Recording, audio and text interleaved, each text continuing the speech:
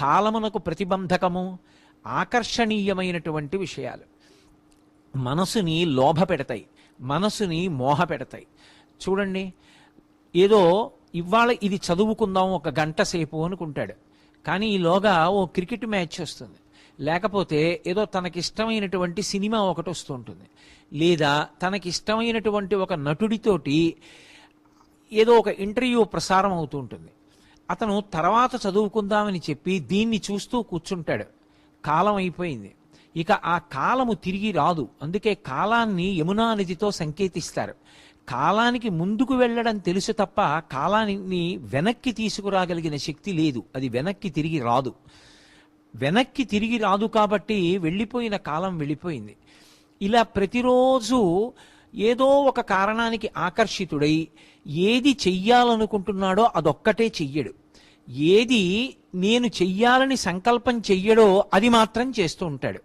చిట్ట చివరికి ఫలితం ఏమవుతుంది అంటే, ఏ తరగతి గదిలో కలిసి తాను ఇతర విద్యార్థులతో చదువుకున్నాడో అందులోనే ఒక విద్యార్థి ఒక 10 సంవత్సరాలు పోయేటప్పటికీ ఒక 70 లక్షల రూపాయలు విలువ కలిగినటువంటి మంచి కారులో చక్కటి భార్యతో కలిసి సిగ్నల్ లైట్ పడితే ఆగుతాడు.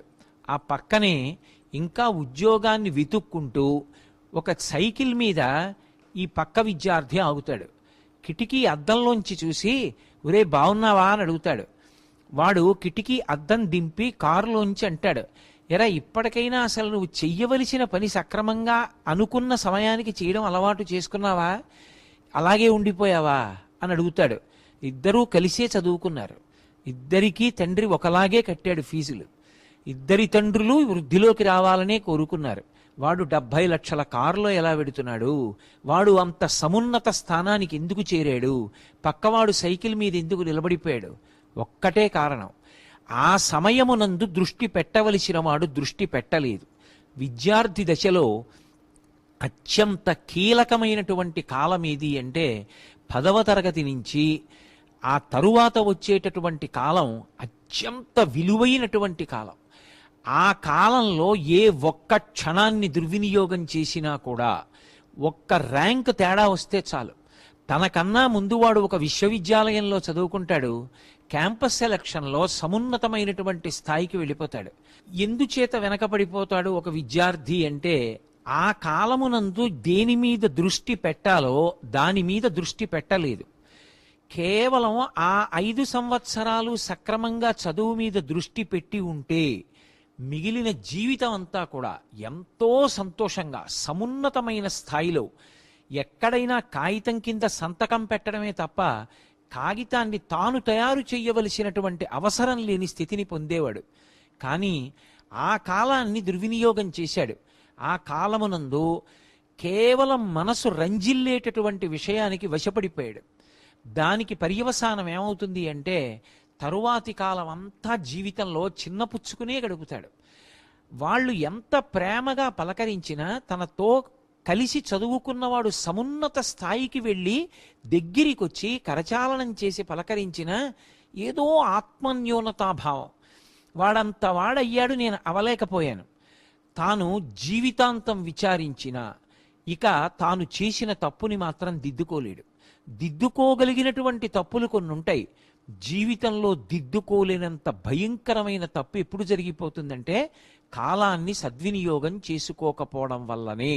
అందుకే ఋషులు కాలం విషయంలో అంత జాగ్రత్త ప్రదర్శించారు. అసలు మీరు సనాతన ధర్మంలో వాంగ్మయాన్ని పరిశీలనం చేస్తే అన్నిటికన్నా ఎక్కువగా దేని మీద దృష్టి పెట్టి మాట్లాడారు అంటే కాలాన్ని సద్వినియోగం చేసుకోవడం. అందుకే సూర్యోదయాత్ పూర్వం ఎన్ని గంటలకి నిద్ర లేవాలి అన్నదానితో మొదలుపెట్టి ఎన్ని గంటలకి నిద్రపోవాలి అన్న విషయాన్ని కూడా ఋషులు చెప్పారు. రాత్రివేళ బుద్ధి చురుకుతనంతో ఉండదు. పైగా అందరూ నిద్రపోతున్న వేళ తానొక్కడూ మేల్కొని ఉండడం మంచి లక్షణం కాదు. అది మనసు ఏ బలహీనతలనైనా పొంది ఉంటే ఆ బలహీనతల వైపుకి ప్రయాణించడానికి అవకాశం ఇచ్చేటటువంటి సమయం. మహాభారతంలో విదురుడు ధృతరాష్ట్రుడితో మాట్లాడుతూ అదే అంటాడు. అందుకే అందరూ నిద్రపోయే వేళలో తాను నిద్రపోవాలి, అందరూ తెలివిగా ఉండవలసిన సమయంలో తాను తెలివిగా ఉండాలి. చిన్నపిల్లలకు అందుకే పెద్ద పూజా విధానాన్ని శాస్త్రం పెట్టలేదు. చాలాసేపు పూజలో గడపమని చెప్పలేదు. ఏకాదశి లాంటి ఉపవాసాలు చెయ్యమని చెప్పలేదు. దేవాలయాలకి అదే పనిగా వెళ్ళి దర్శనాలు చేసుకుని ప్రదక్షిణాలు చేసి నమస్కారాలు చెయ్యమని కూడా చెప్పలేదు. నీకు సమస్తమైనటువంటి దేవతల యొక్క సమాహార స్వరూపము తల్లిదండ్రుల రూపంలోనే ఉన్నారు. ఏ గుడికి కూడా చిన్నతనంలో అంత ప్రయాసపడి వెళ్ళక్కర్లేదు. ఎప్పుడైనా ఏ నైమిత్తిక తిథి నాడో వారంలో ఏదైనా ఒకరోజో దేవాలయానికి వెళ్ళడాన్ని నేను వ్యతిరేకించాను. కానీ తల్లిదండ్రులకి ప్రదక్షిణం చేసి ఒక్క నమస్కారం చేస్తే చాలు. నీ గురువుగారి పట్ల నువ్వు గౌరవభావంతో పూజ్యభావంతో ప్రవర్తించగలిగితే చాలు. అది నీకు విశేషమైనటువంటి భగవంతుని యొక్క అనుగ్రహాన్ని తెచ్చి కట్టపెడుతుంది. శాస్త్రం ఇందుకు విద్యార్థి దశకి అన్ని మినహాయింపులు ఇచ్చింది అంటే ఒక్కటే కారణం, వాడి పేరే విద్యార్థి. ఆ సమయమునందు నువ్వు ఎంత విద్య సముపార్జనం చేశావో అదే నీకు రాబోయే జీవితంలో తొట్టుపాటు పడకుండా ఊంచుకుని నిలబడగలిగినటువంటి స్థితినిస్తుంది, ధార్మికమైనటువంటి జీవితాన్ని ఇస్తుంది. నువ్వు ఏ స్థానంలో కూర్చున్నావన్నది కాదు, ఏ స్థానంలో కూర్చున్నా కూడా పూజనీయుడవై అతను విశ్వసనీయమైనటువంటి వ్యక్తి, అతను పద్ధతైనటువంటి జీవితము గడిపేటటువంటి వాడనేటటువంటి కీర్తిని తెచ్చిపెడుతుంది. ఎదర జీవితంలో ఎన్నో కష్టసుఖాలు ఉండొచ్చు, ఒత్తిడులు ఉండొచ్చు, వైక్లభ్యాలు ఉండొచ్చు, ఉద్ధాన పతనాలు ఉండొచ్చు. వాటిని తట్టుకోవడానికి కావలసిన శక్తి ఎక్కడి నుంచి వస్తుందంటే విద్యార్థి దశలో ఇక ఏ పని ఉండదు. చక్కగా గ్రంథపఠనం చేయడం, గురువుగారిని సేవించడం, చదువుకోవడం. అందుకే పిల్లలు అమ్మా నేను చదువుకుంటానమ్మా అంటే కాసేపు చదువు వద్దులేరా సినిమా చూడని ఏ తల్లిదండ్రులు చెప్పరు, కాసేపు టీవీ చూడని ఏ తల్లిదండ్రులు చెప్పరు. చదువుకి ప్రతిబంధకమైనటువంటి విషయాలు ఏ ఉంటాయో వాటిని నీ దగ్గర ఉంచుకోవడమే మనసు ప్రేరణ పొందడానికి కారణమవుతుంది. ఒక తండ్రి చేతిలో సెల్ ఫోన్ పట్టుకున్నాడు అంటే దానికి ఒక అర్థం ఉంది. ఆయన ఒక కుటుంబ యజమాని కాబట్టి ఆయన ఎవరితోనన్నా మాట్లాడవలసి రావచ్చు, లేదా ఆయనతో ఎవరైనా మాట్లాడవలసి రావచ్చు.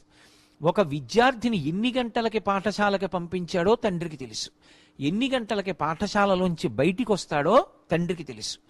అంతకన్నా ముందు ఏ కారణం చేతనైనా పాఠశాలలోంచి పిల్లవాడిని పంపించేస్తే ఆ తండ్రికి అయ్యా ఇవాళ పాఠశాల ఫలానా కారణానికి మూసేసి ఇంటికి పంపించేశామని చెప్పడానికి తండ్రికి ఒక సందేశాన్ని పంపించడానికి పాఠశాల యాజమాన్యం దగ్గర ఫోన్ ఉంది. నీకెందుకు ఫోను? నువ్వు ఎవరితో మాట్లాడాలి? నీకెందుకన్ని మెసేజ్లు? నీకెందుకు సెల్ ఫోన్ ఒక్కటి దగ్గరుంటే అందులో ఇవాళ యావత్ ప్రపంచాన్ని చూడొచ్చు.